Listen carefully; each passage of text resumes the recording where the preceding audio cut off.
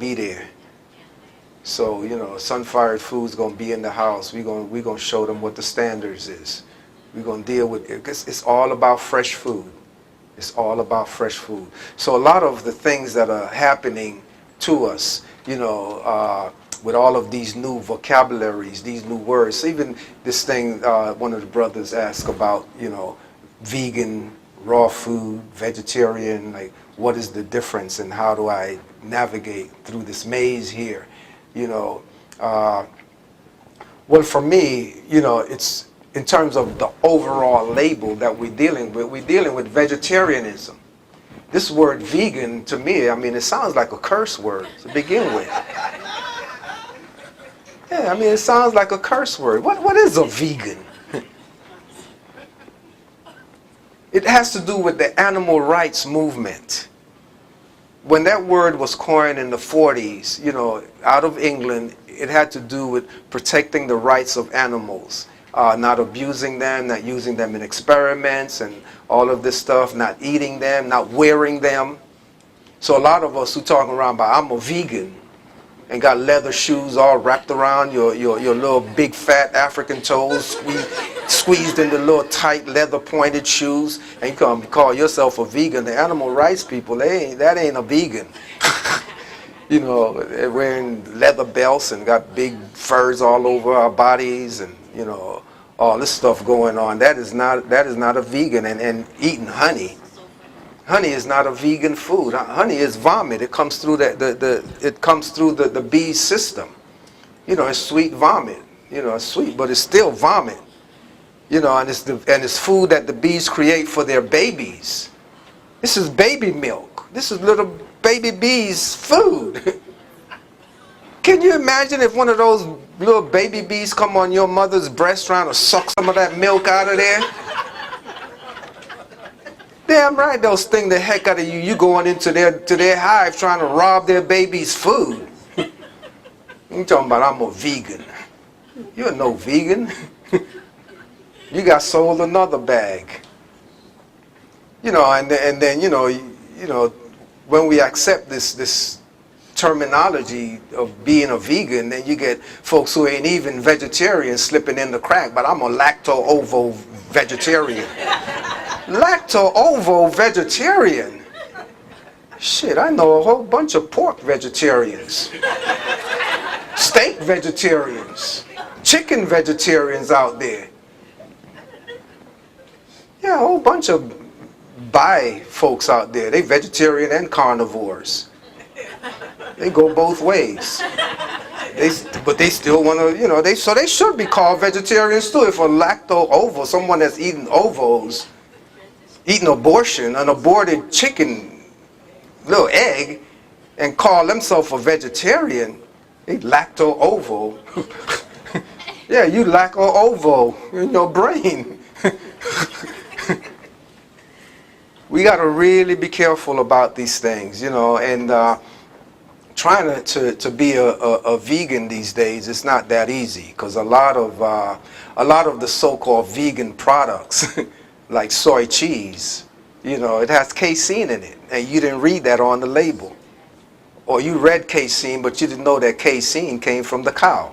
That's what makes the thing sliceable. Casein is that glue, you know, that makes it cheesy, make it, you know, but you know, we into this imitation culture, this faking stuff, you know, faking bacon and all this kind of BS going on out there. I was like, just eat some bacon.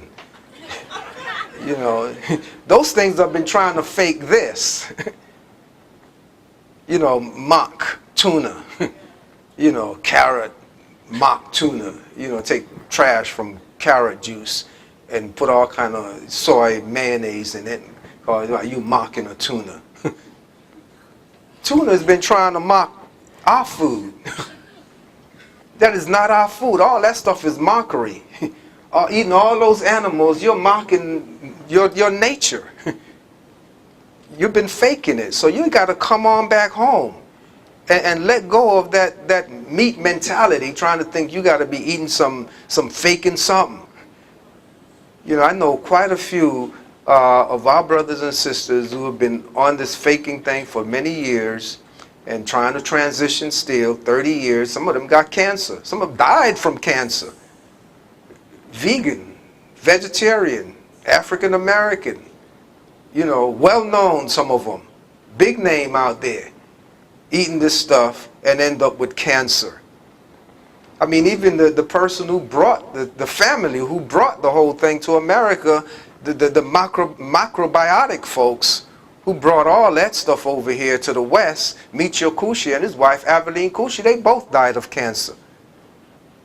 Working us out with all the soybean, the sorry bean. Yeah, we eating tofu that's tough for you. Your stuff is killing us, killing our babies. Throwing our hormonal system off, giving us cancer. They wrote the anti-diet cookbook, the anti-cancer cookbook. The macrobiotic diet movement was very big on the anti-cancer cookbook, and the main proponents of the whole diet got taken out with cancer. And we following all of this stuff, thinking we're up to date. Yeah, a lot of us went the macrobiotic route to find out that, we have issues that have become very challenging. The whole thing of eating soybeans. See what has happened, because we, in the 60s, we hit the cattle industry so big by, promoting vegetarianism, and people stopped eating red meat. The cattle industry went into the soybean industry. And as my brother Kepper said, soybean is the new pork on the block. It's as foul as pork. The body cannot process soybeans. We cannot digest soybeans. Soybeans have an enzyme inhibitor that blocks the body from producing trypsin. And this is all scientific fact. You can go find it out online. The body cannot produce trypsin, a digestive enzyme that is necessary to break down the type of protein that is found in soybeans. So the body cannot produce it, so you eat the cooked soybean products, and they're not being digested. They're just not breaking down in your system. So in the Orient, where they've been working with soybean for thousands of years, they figured it out a long time ago, so they developed miso and tempeh and soy sauce and all of the pre-digested soy-based products. But unfortunately, they laced practically all of them with tons of salt. And we need salt. What do we need salt for? It's a whip. It's a stimulant. You don't need salt, any kind of salt. But when you come to the workshops tomorrow and Sunday, we're going to show you that if there's a particular salt that you must use, then there's only one salt that we recommend. There's only the black salt.